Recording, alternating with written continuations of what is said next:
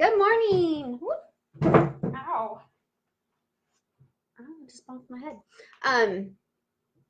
Good morning. So we're live on Facebook and we are live on Instagram. I am Andrea from Happy Cloud Creations. If you're new to the group or new to following my page, I'm going to wait a couple seconds till some people jump on. Hi, Tanya. Hi, Judy. So I'm on a couple minutes late. Sorry about that. So if you saw last night, I decided to release the block a little early so that I could sleep in this morning. But that meant, oh no, I didn't finish the demo pieces for today's video. So I've been like trying to get those done in time to start this video. So that's why I'm a couple minutes late. Hi, Linda. Hi, Carol Ann. Hi, Kaylee. All right. So we got some people jumping on. Hope you guys had a nice weekend. Yeah, so usually I wake up at 4 a.m. When my husband wakes up, but today he didn't have to wake up that early. So I was like, last night I was like, oh, maybe it would be nice to sleep till 7 today. So that's why I decided to release it last night, which meant it was like during the daytime for some people over in other countries like Australia. They got all day because usually I'm posting it when they're going to bed. So that's nice. So I hope everybody's enjoying this quilt along. We are on block 5 this week, which is kind of the halfway mark, I guess. I work weekends off today. Awesome, Caroline. Extra time for you to grab a donut and coffee. Oh, perfect. Perfect. Yeah, so you're couple hours ahead of me. So I'm on the West Coast, which this weekend I think is the end of daylight savings time. So that means next week it might be an hour different for some people if you guys don't change, because we fall back. So what normally right now is 10 a.m. I think would be like 9 a.m., but it's going to be 10 a.m. for us. So you'll have to figure that out next week to make sure you don't miss it. Or I'm not sure if that means, yeah, it'll be on basically an hour earlier. All right. You saw it at 1 a.m., Linda, the block posting. When you couldn't sleep. Yeah, I can't sew at 1 a.m. either. Everything probably would end up horribly. Good morning, Melanie. All right. So if anybody has questions about this block, please let me know. I didn't quite finish my block this morning. I thought I could get a lot more done in an hour than I could. I dropped my son off at the bus stop at 9. I was like, oh, an hour. I should be able to get lots done in an hour, but not quite. So we've had these corner blocks already. So everybody should know how to make these. You just sew these two squares, or rectangle to your square, rectangle to your square, nest them together and sew them, and you'll have 4 of these for the corners. And I went over the flying geese for one time in my previous videos, the block 1 and block 2. If you are new to the Quilt Along on Instagram, you can go join the Facebook group, and those videos are saved there forever. So if you are not sure about those, also block 1 blog post has a kind of like cheater sheet for if you want to make your flying geese one at a time, or if you want to make them with half square triangles, because I know some people that are new to quilting are a little scared of the flying geese, and so it may be easier to make them with half square triangles. Hi, Flow Creations and Ram2689 and Slinky 63. So we got all these pieces together. So per the pattern, this week we are using the 3.5 by 6.5 flying geese. So if you're using the alternative methods, you'll want to look on your pattern, your flying geese supplemental, to see how to make the 3.5 by 6.5. Becca, Ram 2689's Becca. All right, so we got our flying geese, and I like to measure mine all to make sure they're 3.5 by 6.5. And also, when you make the 4 at one time, you'll end up with these little dog ears. And when I'm trimming them down, I like trimming those off as well, so that when you go to sew this to your 2.5 by 6.5 piece, it will line up perfectly. So let's see, this one will have to be trimmed at all. No, doesn't look like it. So when I'm sewing these together, after I trim it all up, I like having the flying geese one on top, so that when you sew, you're sewing your 1/4 inch scant seam, and you are sewing it right under the little triangle, where the little triangle is. If you can see right there. Because if you do that, and if you go past the triangle, you're going to lose your point. If you go under the triangle or right at it, you'll keep that point and it'll look nicely. So once you got those pieces together, you work on the corner blocks, which I already showed you. Let me know if you guys have questions too. With the flying geese 4 at one time, I was scared until I tried them. They are so much easier. Right, Linda? The first time I tried them, I think I kind of rounded up instead of doing a 7/8, and so mine didn't turn out right. You could actually,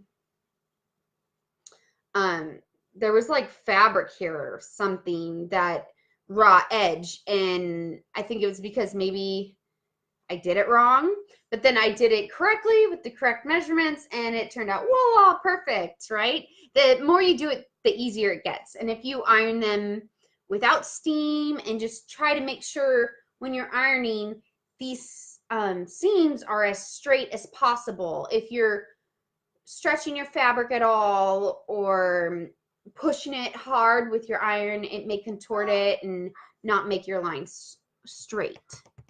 Hi, Shannon. Good morning, Amy. All right, so we got the corner blocks, our half square triangles with the little pieces attached. And then the center block. This center block is a little bit different than any of the other blocks. None of the other blocks have this center block. I wanted to try to like have all the blocks be similar, but also maybe have little different elements in each, so you can learn different things and just have a little different look. Yeah, you made it, Cindy. So what I like to do, typically I don't use a black pen to mark on my lines. I use my hair marker, which is, it makes a little indent, and so you don't have to worry about ink washing out. This is only like $4 something on Amazon, so it's a good investment.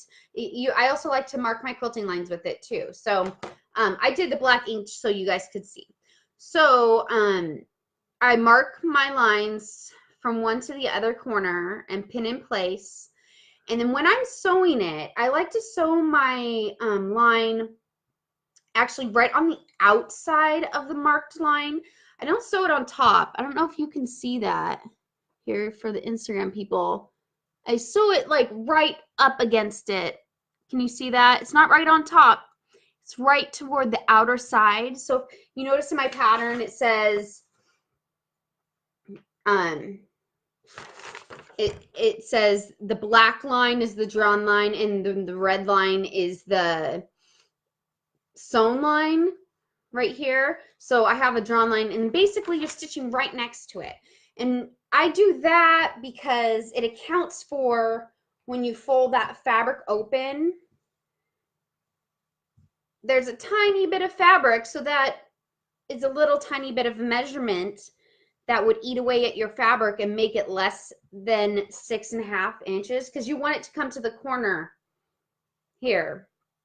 See how that comes all the way to the corner? If you sew right on that line, sometimes it could make your fabric come in a little bit, and then you wouldn't have an exactly 6.5 inch square finished block. So that's why I sewed a little bit like right on the line, right you know, not right on it, but right next to it. Just so that you're not making your block too small. Also, some people like to make these squares. See, this is a 6.5 large one, and we have 3.5 inch small ones. Some people like to up this a little bit to say 3 3/4 inch squares, so that when you have your final one, so your second ones you put on here after you cut, press, open, press, you put your second ones on and sew them. Some people like to make these squares a little bit bigger so that you don't have to worry about your seam allowance on these corners right here. Mine's plenty. It's a 1/4 inch, and I sew it a scant 1/4 to the next piece. So some people like to make it bigger so that this has a little more wiggle room when attaching it to your other pieces. So if you wanted to do that, up it to 3 3/4, or what would that be? 5/8, 3 5/8, to make it a little bit bigger. Then you don't have to worry about having enough here so you don't cut off your points. I think mine will be fine. I've done this type of block several times, so I'm not worried about it. But if you are someone that, you know, is newer to quilting, maybe you might want to up these squares a tiny bit. Hi, Anita. You love doing, Shannon, you love doing the 4 at one time? Yay, me too. I'm going to try that next time next to the line. Yeah, I prefer doing just next to the line. Most tutorials tell you to sew right on the line, but I read like 2 that were like sew next to the line. So then I tried it and I'm like, wow, that does make your outcome a lot better, I feel. Hi, Lisa. Thank you, Linda. I was like, oh, try to get some scrap fabric, but I really like this floral one. I should make something with it. I have like a whole yard of it. So we got our finished block. I haven't measured it yet, but it should measure 6.5 by 6.5. And then when you go to sew these blocks to the side, I like to have this one on top again, so that you're sewing on this side is up, and you sew right, 1/4 inch will be right above that little triangle. So we don't want to eat up that point. So that's another reason why if you upped these corner squares a little bit, this center square would be a little bit smaller, but then you wouldn't have to worry about eating up your points if you're someone that has difficulty with eating up your points. Because I know some people were having problems with their flying geese. Good morning, Lynn. Good morning, Shawnee. Yeah, most tutorials say do it on the line, but also with flying geese one at a time, I like to do it just slightly to the side, because when you're drawing your line, depending on what type of pen you're using, like if you're using a hair marker, sometimes that's a little bit thinner line than if you were using an invisible racing fabric pen. That's a lot thicker. So, you know, just to give you that little tiny, little extra bit of fabric. So once all your pieces are done, you will have all these pieces. And I like to sew them together in rows. And then once you have the 3 rows, nest your seams at the intersecting points, which nesting is putting, let's see, having one ironed one way and one ironed the other way, so that they line up kind of like a puzzle, just like go right together. Nest those together and press in alternating ways so that they will nest together, and then sew all 3 rows together, and you got your block. All the blocks in this pattern are 16.5 inches, which means 16 inch inches finished. So if you wanted to add to your quilt, I have my Snowy Day quilt sampler, which is 16-inch finished blocks. Also, you could Google 16-inch finished blocks to add to it, make it larger. So, good morning, Annabelle. So, you should sew toward the outer edge and not the inner edge. Correct, Anita. You want to sew toward the outer edge. If you can see that. Because the outer will make it give you that little extra room.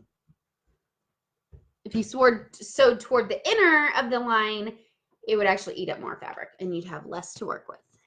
Can you show what the line looks like from the marker you use? Sure. I don't know if it'll show up very well on camera. Mama. I use this hair marker. Yeah, baby? Can I help you? Yes. So I'm just going to make a line because some people don't like to waste fabric. And so before cutting these off, you can measure out a 1/2 inch from your sewn line, sew it, and then you could have tiny little half square triangles.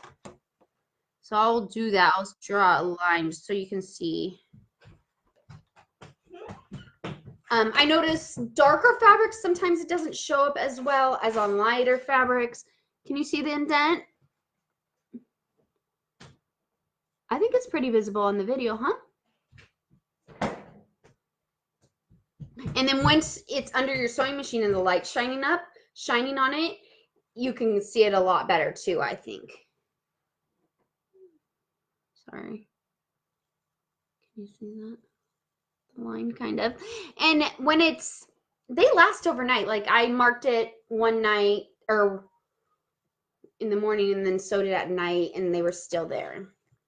Some people say you could also use the back end of a butter knife, the dull side of your butter knife, not the sharp side, the dull side, and it'll do the same type of marking. I've heard that spot you sew up to called the sweet spot. Oh, I've never heard that. Good morning, Lori. Let's see.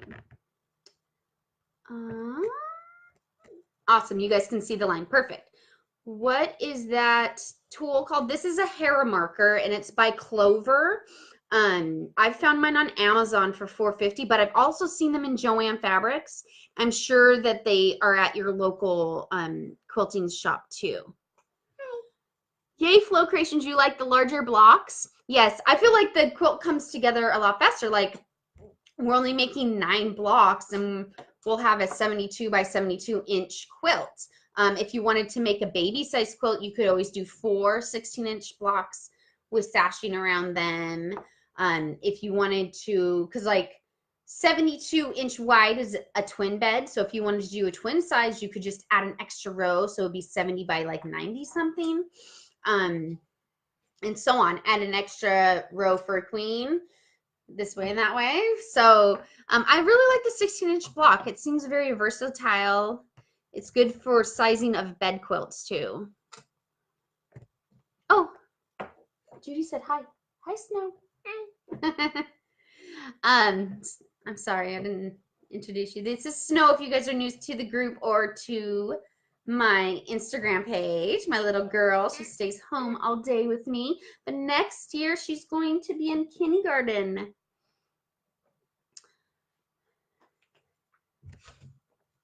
She's getting so big. They're all saying good morning to you, Snowy. I know. So I planned on waking up at 7 this morning. I'm like, yay, I don't have to wake up at 4. And Snow woke up at like 4:30. Going, Mama, Mama, Mama. So I had to get up and see what was going on. And then finally I got to go back to sleep, which is nice. So I slept till 7. Yay. But tomorrow I'll be waking up at 4 again. And I do like waking up at 4 because then I get like 4:30 to 7 sewing time. Because usually if I don't sew in the morning, I don't sew at night. just because it ends up being more family time, and sometimes I'm just too tired to sew at night. So I don't know, does anyone have any questions with this block? Here is what it looks like finished. I still need to finish quilting this, guys. Maybe I can do that soon. Maybe tomorrow morning. Work on it tomorrow morning. So here's, no, wrong one. Here is my finished on my quilt, and hopefully tomorrow morning I can finish mine for the one I'm quilting along with you guys, and I'll post that tomorrow. I know, so you just got the one little seam if this is like a floral print or something, so it won't notice much, that little seam. I like it. It's kind of fun. And then next week, let's see, what are we doing next week? I have it rolled up. Boom. This is next week's block. So we got a square, in a square, in a diamond. So we'll work on that next week. I will jump on here again at 10 a.m. Pacific Standard Time because we're changing from daylight savings time to standard time. So for some people, I'm not sure if the East Coast changes at all. So it might be actually 4 hours earlier for you instead of 3, because I know during daylight savings time it's only 3 hours earlier.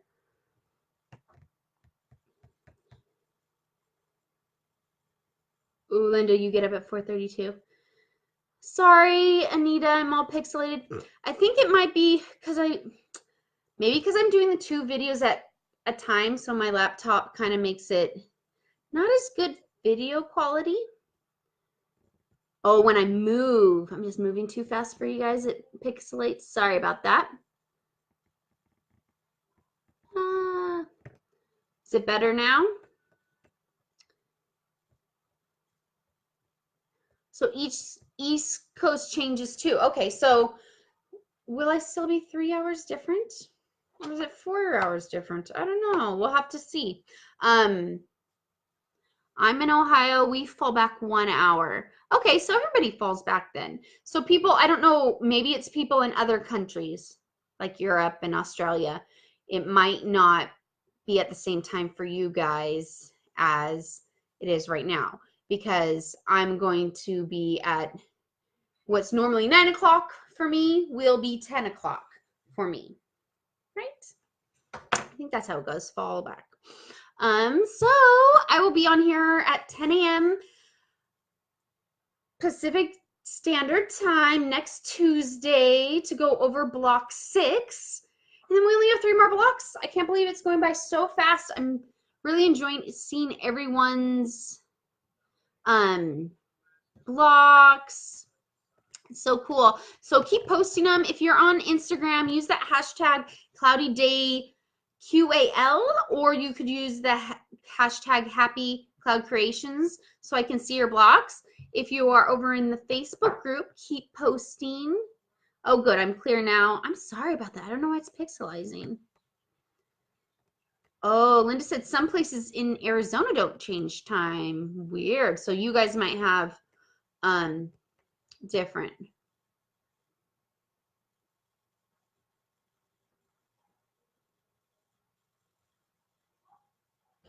So no, 9 is going to be 8. So will it be 11? We'll have to figure it out. So next week I will post a little bit. I'll post in the invite, and I'll post on Instagram a little bit before I start the video, and then you guys will know, okay, she's going to be starting soon. We fall back an hour. Yeah. So if you guys have any questions, you can always send me a direct message or message me in my Facebook group or email me at happycloudcreations@gmail.com. I sent out my newsletter today, and I guess there was another typo. Last week there was a typo. So there was a typo this week saying that my X marks the spot quilt was free, but it's not free. Sorry about that. Sorry for the confusion. But I am having a 20% off sell until November 1st on all my patterns and all my handmade items. So if you guys want to go check that out, at happycloudcreations.com. I will see you guys next week. Have fun quilting. Goodbye.